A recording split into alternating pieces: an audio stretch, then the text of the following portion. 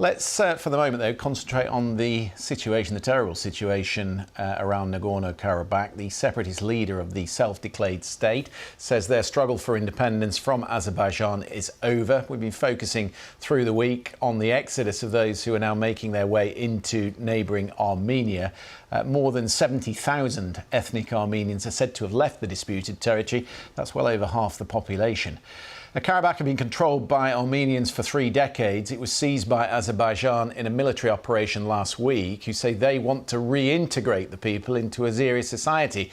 But most, if not all, of those living in the enclave say they fear persecution and would prefer to live life in exile than under Azerbaijani rule. The Armenian Prime Minister, Nikol Pashinyan, accused Azerbaijan of conducting ethnic cleansing and has called on the international community to act. The exodus of Armenians from Nagorno-Karabakh as a result of Azerbaijan's ethnic cleansing policy continues. Analyses of the situation show that in the coming days there will be no Armenians left in Nagorno-Karabakh. This is an act of ethnic cleansing. We can speak to our correspondent Rehan Dimitri, who is in Tbilisi for us this evening. The figures that we're getting, 70,000, are those official figures? How easy is it to count how many people are coming across? Well, the Armenian authorities are counting the people, and the latest figure is even more, 74,000. They're saying that on average it's up to 1,000 people that are being registered every hour. So these are the latest figures from the Armenian authorities, and we know that more people are trying to leave Nagorno-Karabakh. I've seen some pictures of more vehicles trying to leave. Also, the Armenian authorities announced that they're sending buses to help those who do not have their own cars to leave the enclave. And what about the route these people are taking to the Azeri border? Is that safe? Are they being intimidated as they leave? Well, they have to pass through at least 2 checkpoints. One checkpoint is in the Azeri town of Shushi, and the next one is right before they cross into Armenia proper. And yes, people, in some cases, vehicles are being kind of mildly searched. The Azeri authorities, they said that they don't want to let some of the members of the illegal government, as they say, Nagorno-Karabakh, to leave. And we know that some big figures have been arrested already. Yesterday, Ruben Vardanyan, who has been a state minister, he was actually a Russian citizen, and he renounced his citizenship, came to Karabakh last year. He was arrested. Now he has been placed into pretrial detention and is facing really serious charges, including funding terrorism. So another high-level official from Karabakh, David Babayan, he posted a message saying that he knows that he's on a blacklist, and he decided to hand himself over to the Azerbaijani authorities. OK, Rehan, stay there for us if you would, because joining us from the Armenian capital, Yerevan, is Politico's Gabriel Gavin. He's just returned from the border, where he's been talking to people coming across. I mean, enormous in numbers of children and older people mixed in with those pouring across the border. It's not a country, I don't suppose, Armenia, Gabriel, that can easily assimilate 100,000 people. Is there the sort of aid and support to be able to manage it? Well, look, as you say, I've spent the last week on the border, and for the past 4 or 5 days, the cars, the trucks, the buses, loaded with whatever possessions people could get together at short notice, just haven't stopped coming. And people are arriving with almost nothing, making them extremely difficult to get settled. When the count was only 60,000, it's now 75. It's now 75,000 almost.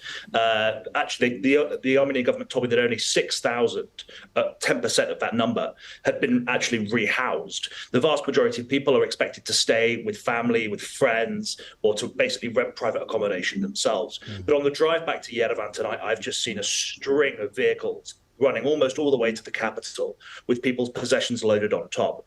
And in many cases, people say that they don't think they will ever return home. So not only do they need short-term accommodation, they need homes for the long term. They need schools for their kids. They need psychosocial support after having come through 9 months of what people tell me felt like going through hell. You're right. I mean, when you pause to think of what they've left behind, it's their businesses, their homes, their livestock, graves, their family members who are buried there. It's an extraordinary uprooting of humanity. How do they feel, these people that you're talking to coming across the border, about the role the Armenian government has played in this? Well, I think just thinking about how they feel as they come across the border, full stop, there's a bittersweetness. I think the people who've come across after spending 24, 30 hours in some cases in their cars, they feel a huge sense of relief. They think, well, there's fuel, there's water, there's food, my kids are safe. But at the same time, as you say, they've left behind so much, and so much that, meant more to them than, I think it's possible for even for us to imagine. I mean, the sense of their belonging to the land, to the place, was really significant. I think people expect very little, I have to say. So I don't think people feel entitled to everything. When I've asked people, are you getting help? Are you getting support? The answer is often, no, I don't need anything. I will try and make my own way. So much so, I spoke to a volunteer who was handing out sandwiches to people who haven't eaten a square meal for weeks in some cases. And she said, it's really hard to explain to people that they don't need to pay. People are trying to give me money for these. They don't understand that we're trying to give them something for free. So there's really heartbreaking scenes that just show just how unused to the idea that these people have left their homes, how in shock they are. And one woman said to me, she said, I'm worried that dressed like this and with all my possessions, people are going to think I'm a refugee. Rayhan, what about the way this is being viewed elsewhere in the Caucasus? When you think about South Ossetia and Abkhazia, other separatist groups in the Caucasus, are they feeling vulnerable at the moment? Are they watching this and thinking they might be next?